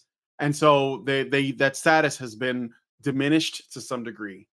But women still very much want to be famous, right? Or at least these OnlyFans girls.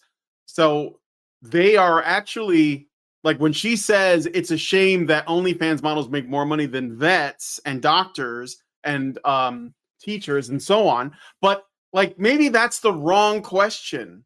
Maybe the right question should be, why are women doing a job that provides no value even though it makes more money? Why wouldn't they choose to do something important and noble, right? As a duty to your society, like, I mean, maybe even being a doctor is like, it's a bit excessive, but a teacher or whatever it is, because it's too humble.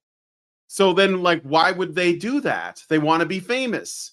Like there was like, they did a thing where they asked boys and girls what they want to do when they grow up. I remember this came out, and boys would list off a bunch of things that they wanted to do in service. Like, oh, I want to be a fireman. I want to be a cop. I want to be an astronaut. I want to be, like all of these like service oriented things that boys wanted to do. I want to be a doctor. I want to be a lawyer. Most of the time it was like they wanted to be like a, an astronaut or a fireman or something. But when women were asked what they wanted, they would say they want to be famous. That's not even a job, but that's what they would say. I mean, girls would say that, right? Or it was something like a princess, like something a bit like, it's not really a job. It's just like I don't know, like a position. So I wonder what I'm getting from this is, just to like wrap it up, is that she is saying that it is a shame that women are not pursuing something that is actually good for society, and they're choosing OnlyFans. And the shame is not that women are choosing it. The shame is that OnlyFans offers more money than those other jobs. See what I'm saying, Allison? Yeah, no, I get what you're saying. It's again this idea that if women are attracted to something that you consider less optimal, it's not the woman's fault. It's the fact that thing is attractive. Yeah. And again, like I was thinking about that, all of those professions have an element of service to the people that they're providing service for, like, doctors, lawyers to a degree, etc. But I'm guessing, like there are boys that were like, I want to be president, like that. Not they want to serve. Yeah. Here's the other thing. Like, here's another thing that probably makes OnlyFans more attractive than these professions where it's about the people you're serving, not who you are. Like, it's not about you. OnlyFans isn't about the men, right? Mhm. I mean, it may appeal to the men, but OnlyFans creators often absolutely despise men. Like, could you imagine having a doctor that absolutely despises sick people? And that's the situation. So even OnlyFans has the attraction that you don't have to actually care about the well-being of the people you're supposedly serving, because by definition, they're harming you, you're not harming them. And that's the OnlyFans arrangement, is that the men are, even though they're providing in some cases huge amounts of money for the privilege of feeling like you are their companion for however long, you are the one who is victimized by them. So you don't actually have to consider their circumstances, their well-being. You don't even have to consider them human. And if you go into so what I'm getting at is you aren't even held to a standard in relation to your audience, in relation to the people who are giving you all this adoration and money. You can regard them as scum, and you can not care about their well-being in the slightest. Whereas in these other vocations, you actually do have to care. If you're a doctor, you have to care about your patients to a degree. You know, you're not going to be lauded if you don't. If you as a doctor, like if you as an OnlyFans creator go up and say, men, I hate men. I hate them. I hate the way they smell. I hate the way they look. I hate talking to them. I outsource that to other men. Oh, they're repulsive men. Nobody's going to be like, oh my God, Jesus, you're a horrible human being. But imagine a doctor doing that. I hate patients. Oh, repulsive. Oh, sicknesses. And I mean, they would be fired. So OnlyFans creators not only get oodles and oodles more attention and money, they aren't judged by how they treat their audience. They can treat them with absolute repulsive contempt, and it's considered acceptable. They don't. So there's absolutely no external control over that at all. There's no OnlyFans creators ever going to be charged with any kind of malfeasance as a result of their behavior towards their audience. So they don't have, they're completely free in that regard, almost completely free of all constraints of being judged outside. And they get to feel like they're, if they want, a victim of their audience, of the people they're taking money from. There's no other profession that allows that level of complete, like, you don't have to do anything. You don't have to be judged in any way by the people that you're taking money from. There's no other. You're completely autonomous. You're morally autonomous. Like, morally autonomous in a way that your audience is more judged by their treatment of you than your treatment of them. Right? Okay. Your power is not really seen as something that you need to take responsibility for. Okay. And in any other profession, if you are put in a position of that kind of authority or power, you are expected to take responsibility for it. And we have women who are now generations upon generations upon generations into a narrative that anytime they are expected to take responsibility, it is in fact an injustice done against them. And why would they want to be responsible for a society that oppresses them? Okay, I'm done, Brian. All right, let's play some more. We're getting close to the end here. Continues this way, underpaying normal professions, jobs we need humans to be taking part in, this will continue to spiral. This work is often picked up by those who are struggling, that cannot afford to pay for food, clothing, a home. It shouldn't be the first resort for freshly 18-year-olds. The night you turned 18, you registered to vote? That's not what I thought you were saying. Oh, you thought I was going to say join the military. No, I was going to say is when I joined OnlyFans. You joined OnlyFans the night you turned 18? I think That's so, because yeah. she has no sense of obligation to anybody. Yeah, why would she register for the draft? I think that's a celebrity too. Like, she was like on Dr. Phil or something, I think. So, well, kind of a minor celebrity, I guess. So, yeah. Subscribed right away. Oh, a troubled child without a father, by the way. Just saying. Hence the neck tattoos. Yeah. Should they be in jail? Yeah. And the ratchet ass, like, fucking piercings and hair. This line of work used to be looked down upon, not empowering. It's a concerning trend going on right now, so I just wanted to talk about it. I didn't. Yeah, but you're not allowed to look down on anything women do.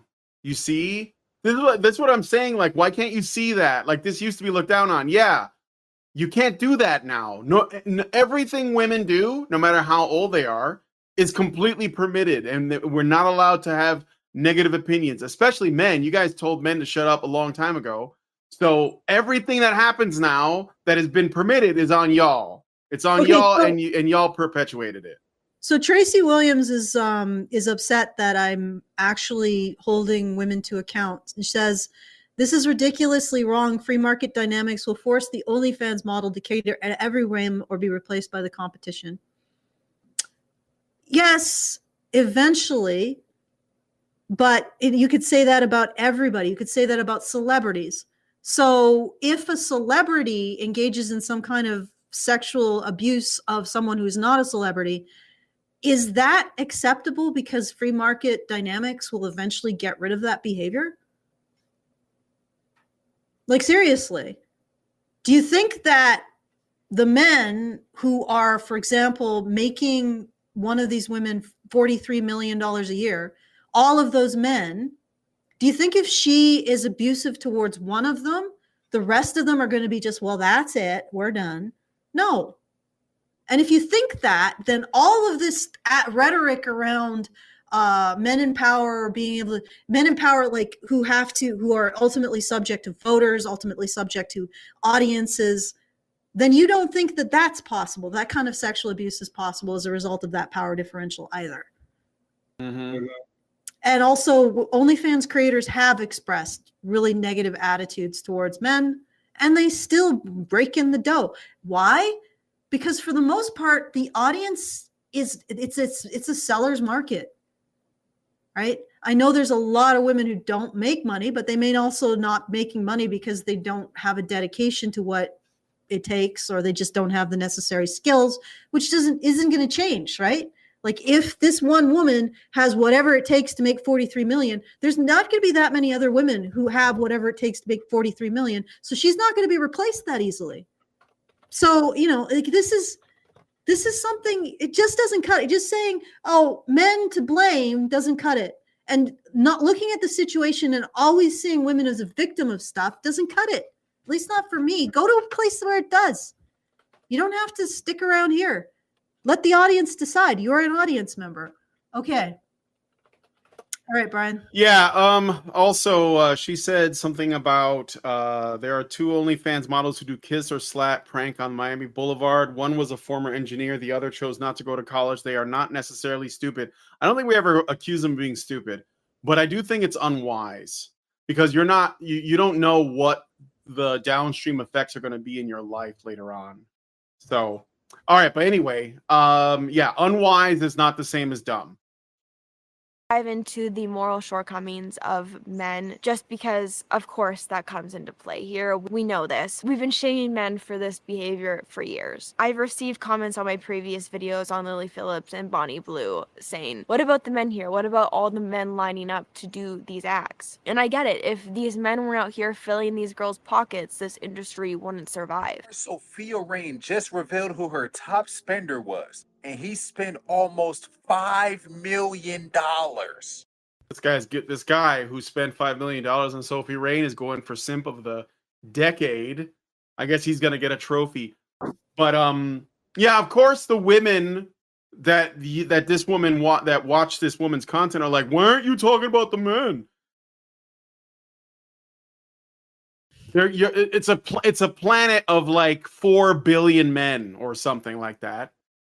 At least, yeah. Maybe about 3.5 billion men. Some of them, 1,000 is like a tiny percentage. Yeah. Okay. What are you gonna like? What? And she, well, if they didn't want it, it wouldn't exist as a market, dude. Prostitution is the oldest. It's the oldest profession. It's always gonna exist, and there's always gonna be some men that are gonna pay for it. But if those men had like wives or girlfriends, guess what? They probably wouldn't be looking to be like number 779 in the Bonnie Blue like sex marathon. But even then, there'd be some men there. Like, why are we, again, this is coming down to, let's blame the men, because the women who aren't even doing this feel uncomfortable that a woman is being criticized somewhere. Okay. All right. Yes, there are 4 billion men on this planet. And if a woman says, hey, want to take part in a gangbang, she's going to find 100 men. Yeah. By definition. Right? If a man said, you want to take part in a gangbang where I have sex with 100 women and you'll get like some crack at the end of it, he'll probably find another 100 women to take that offer as well. Right? They probably, I couldn't only imagine how horrifically awful the women that he'd find would be, but he'd find them, right? You have to understand the law of averages here. The women who open these possibilities up are going to find men who fulfill them. It is not the fault of all men that marginal men exist. Okay? That is not the fault of all men. I mean, the thing is that people get stuck up on this, and you cannot make it so. You cannot make a situation where a girl can say, or a young woman can say, I'm going to have a gangbang, 100 men, please come. And there's probably no world outside of heaven where you're going to get met. This woman is not going to find men, right? So the fact that these men facilitate this happening does not lessen her culpability. Or sorry, the fact that there exist enough men who will say yes when she does a call out doesn't reduce her culpability. The only person who's making this, the primary driver of this, is the woman engaging in it. And if this was reversed, we would never even be having this argument. No, we wouldn't. Yep. Andrew Tate does a call out. I'm going to do 100 woman gangbang. How are the women to blame?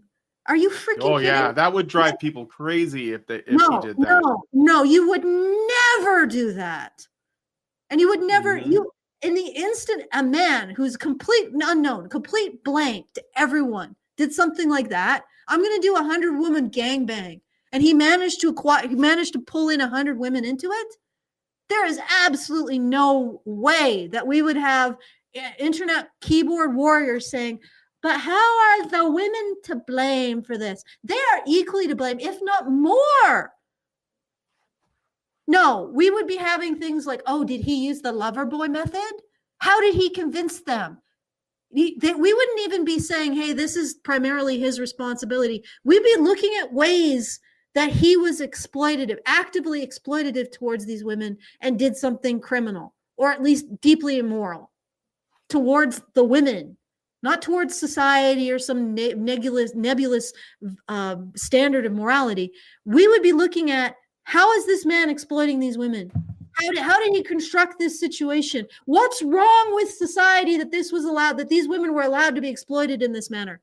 And don't give me any bullshit that this isn't true, that this isn't actually what you would do. The very people who are saying, well, how are the men to blame for Lily Phillips, would never, ever blame the women in a 100 woman gangbang scenario. Ever. Mm-hmm. All right, let's keep going. This is the last one. So, and by the way, this is what Andrew Tate would look like after the 100 million women marathon. Sorry. Okay. Let's play the rest of this now. His name is Charlie. He spent $84 in subscriptions, over $250,000 in messages, and $4.4 million in tips. Charlie, whoever you are, bro, please answer me this question. What could you have possibly gained from almost spending $5 million? After he seen the post that she made, this is what he decided to do.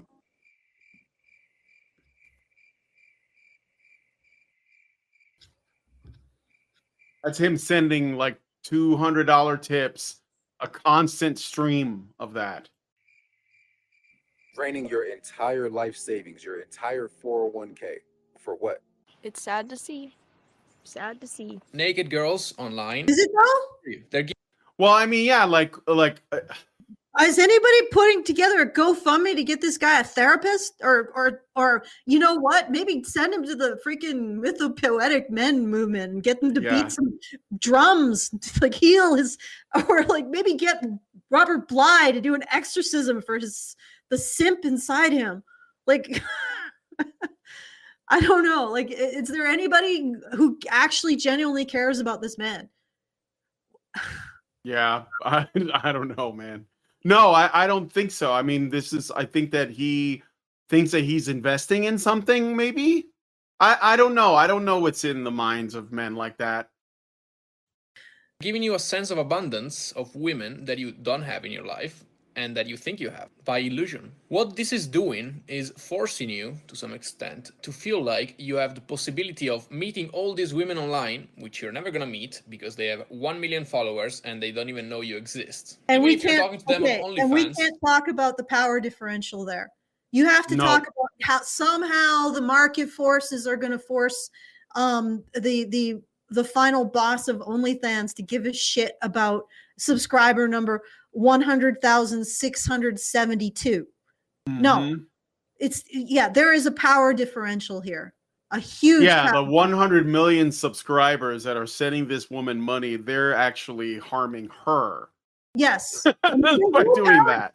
Except in the same circumstance, if you saw a man with who was like an author with a million followers or a million reader or 100 million readers or whatever, a million readers, or a director or a man who controls parts in Hollywood, and he had that kind of level of influence and power, you would 100% see that man as having more power than the women he's involved in. And then if he sexualized that, you would see it as exploitation. Like, but we don't, because it's women, right? But here's the other thing. This guy's like, oh, these women are giving you a sense of abundance. You'll have, okay. But okay, first of all, if the guy is in a marriage and has a relationship with an OnlyFans because he wants a sense of abundance, but he's not actually cheating, is it that bad? Like, honestly, it's just a form of entertainment. And if you're going to say that it's fine on her end, why is it not fine on his? Okay. Yeah. But the other thing is that, are these men even in relationships? Like many of them. I know that people have said that there's a lot of OnlyFans users that are married. Yeah. I don't know. I sort of doubt that, but the other thing is that do they mean just the users for the pornography? Because apparently OnlyFans has a whole bunch of stuff. So, like maybe the guys who are like looking at engine repair are being lumped in with the OnlyFans thoughts fans, But regardless, I haven't looked at that study. I'd have to look at it to find out. Even fair enough. I mean, if these single men are looking to find abundance, so what? Who's it harming? Right? Like, really? Okay, let's keep going. All right, I'll play the rest of this, and that'll be the end. you actually think you're talking on OnlyFans. You're actually talking to a team, so stop. You're wasting money. Invest that money in something more important. And at the same time, it's preventing you from finding the love of your life. What you should do instead is focus on area of life that you want to focus on. So if you want to focus on work, focus on work. If you want to focus on getting a girl, get a girl. But work towards it. OnlyFans is up your whole life. Men as consumers in the OnlyFans industry can have a negative impact on women in several ways. Many male subscribers objectify female creators, viewing them solely as sources of entertainment or sexual gratification. Okay, wait a second. On OnlyFans, no, I'm calling bullshit on this. You're just making a stretch. The appeal of OnlyFans is the parasocial relationship. If anything, OnlyFans is a movement towards seeing the girl as an actual person that you interact with, as opposed to a set of sexual fetishes that you find on Pornhub, which I mean, I don't have a problem with. Like, what I mean, I do. I don't know. I'm probably pretty laissez-faire about this stuff because I'm not necessarily approaching it from a really religious point of view. But you know, like, there's a big categorical difference there. OnlyFans is about the girl. It's about that parasocial relationship with an individual you recognize as a person. That's why you would go to OnlyFans rather than Pornhub. So don't give me this shit. Yeah, Like, and it's not objectifying either way, even if you're on Pornhub. I think that we people use that word and they don't even know what it means. Like they're literally subjectifying, if anything. They're seeing them as a subject, a person with a personality. It's not just like a torso, unless those women are doing that to themselves, which a lot of them are. So, you know, they put on costumes and whatever, right? So is their value to their content. This mindset can lead to a lack of respect for the women behind the profiles, making it difficult for creators to be seen as whole individuals beyond their work. Additionally, women can feel pressures from men to create content that they what? What are you even talking? Yeah, additionally, blah, blah, blah, blah, blah. I mean, this is basically the end. She basically says that women can feel pressure from their audience to make more content. Because the men are just like the thrall that comes from the million simps that are like giving them like $50 a month. $50 a month to send them a whatever high. it is. Yeah. Yeah. What the hell are you even talking about? Well, if you actually believe this, then go interview the women in the gray handmaids robes. You see what I'm saying when I say that is go interview the women who didn't make it. Right? And ask them about the pressure that they have. Okay? And the other thing is, if you don't like it, go get a real job. But here's the thing. Continuously framing women as victims is why we're in this mess in the first place.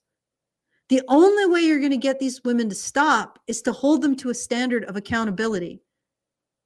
Because honestly, if you continuously frame women as victims of everything, then they might as well have a $43 million paycheck at the end of the day. Like, I went through the whole thing. Women are victims of getting married. They're victims of being the maid, the sex therapist, or the prostitute, and all of the other shit that feminists say about being in a relationship with a man. So how are you going to use being in a relationship with a man and the potential harms to that to argue that OnlyFans is worse? You can't. You have absolutely no leverage. In every single, it's exploitation all the way down, lady. That's the way feminists have framed every interaction between women in society. So if it's exploitation all the way down, every way the women turn, every possible avenue, and even in becoming a doctor, because, you know, it's a male-controlled industry. And if it's a female-controlled industry, it's a ghetto, so it's exploitative. Every single possible choice a woman can make, according to feminists, exploits her. So why not make 43 million at the end of the day? You want to actually frame something as less exploitative? Stop framing everything as exploitative. Right?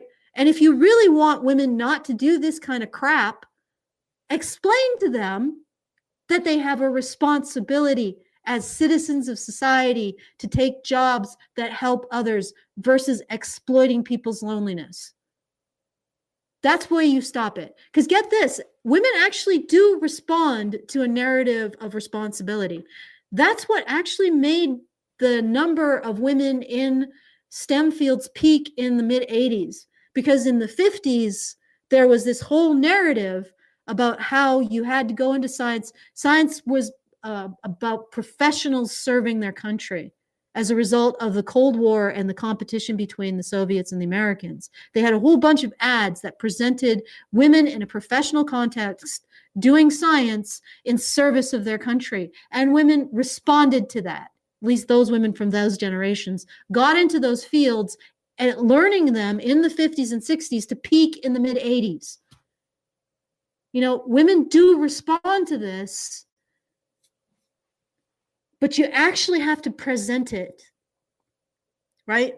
You actually have to challenge the narrative of women being victims of men, women being victims of society, and present the idea that women do have a responsibility to others.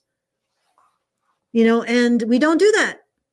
We have constructed a generation of women who are some of the most sheltered and like look at all of the logical errors in this video that come purely as a result of women being incapable of recognizing that what they're doing has effects in the greater world. We did this collectively. And I mean, this is not something that men can solve by holding women to account for their behavior, which is very difficult in the simp economy, I'll admit. And women need to rise up and realize that this is not just bad for our civilization, bad for men. It is terrible for their own mental health. So you imagine living in a field of rakes and you keep stepping on the rake head and hitting your face, and you just can't make the connection between you stepping on the rake head and hitting your face? How absolutely miserable and depressing it would be, because you can never do anything to change the pain of your life. That's where women are at. It doesn't do them any favors. It does men no favors. It does society no favors. We're just fucking ourselves for no particular reason. And I'm sure the aliens are watching us and shaking their heads or laughing their heads off. Maybe we're like the Truman Show. We're just some gigantic panorama box we're basically a comedy for some galactic civilization. What are the bipedal apes doing today? Oh, Jesus Christ. Not blaming OnlyFans thoughts for creating their own freaking OnlyFans pages. Okay. All right. That's it. Yeah, that's it. Okay, that's Yeah. it. Oh, Yeah, that's it. That's it. Okay. Yeah. All right. Well, I mean, there's nothing else. So that's it. Yeah, this is it. Like, once again, we've blamed men and refused to recognize women's responsibility in the outcomes of their own lives. And then again, we've also refused to recognize feminism's culpability in constructing this entire gigantic bullshit narrative. Like, if you say everything is exploitation, feminists, then why wouldn't women choose the $43 million in exchange for being exploited? But you gotta start refining your narrative, right? I know maybe we can't make a step towards recognizing women's responsibility to men, children, and society, but maybe you could start deciding there are points at which women aren't exploited by everything around them, that women don't exist in a continuous state of exploitation. Maybe you could just, so that you actually have leverage for the OnlyFans girls. Like, you're being exploited in OnlyFans. Yeah, but I'm being exploited everywhere else too, according to you. So why not? Right? Okay. All right. So I feel like we've put in our shift, eh? I did get a super chat, but for some reason it didn't show up on my thing. I'll read it really quick. It was a while ago. So I'm sorry, Zeranx. I didn't see it until now. He gave us $5 and said it harms them because of the idea that they're wearing away their morality by actively engaging in the action that they wouldn't if the promise of taking in large sums of cash wasn't possible. This is similar to the rejection of women with high body counts or the you can't turn a 304 into a housewife idea. The mind is programmed by the willful repeated action, and you have a fundamental change as a result. The fact that women are so much more impressionable drives the idea that women engaging in these actions are harming themselves. Forgive me if this came out rambly. I'm at work. Yeah. Thank you for that, Zeranx. Sorry for not seeing it until just now. Okay. I'm going to say something really controversial. I think that women are fully capable of taking responsibility for their lives. I don't think we need to deflect blame onto men. I think even that 17-year-old girl is responsible. I'm actually a little bit disturbed that she thinks that men should go to jail for doing what she's wanting them to do, right? I think she can be held responsible. I think the woman in this video can be held responsible. I think all of these women can be held responsible. They will not implode and their ovaries won't fall out of their bodies, right? And it probably, at the end of the day, if they are, we're going to be, men will have much better women to choose from. You know, I honestly, I have my doubts. I know I'm bringing up Christianity. I have my doubts that it's really Christian to absolve women of their sins and say it's all a result of men's lack of leadership. Right? I think that there's still an element in Christianity that yes, men are supposed to be the moral leaders, but women still have to make the choice to follow. And if they don't make that choice, it is on them. Right? Yep. Okay. All right. So that now for sure. If you want to do the things and we'll close it out, or do you want? Yeah, sure. Yeah. This has been, I feel exploited. That means I've done work. Yeah. Let's face it. Okay, so if you'd like to send us a message because you enjoyed want to argue with, are complaining about, want to just baffle and bamboozle us, you can do so at feedthebadger.com/justthetip. Very best way to send us a tip. And if you would like to send us a message with that tip. And if you want to support the show, feedthebadger.com/support. Just want to throw us some dosh for doing this great content and beating the drum of women's responsibility, which is something that I think is unique to us. I don't see a lot of people talking about it in the way that we do. I actually don't see a lot of people talking about women's responsibility at all. There is the compulsion or the tendency to just go back to the idea that men are responsible for everything. So, for example, it's women's behavior is a response of men sheltering them, which is true, but ultimately women need to make this choice because men can control their simping up to a point, and after that point, women need to be responsible for saying no.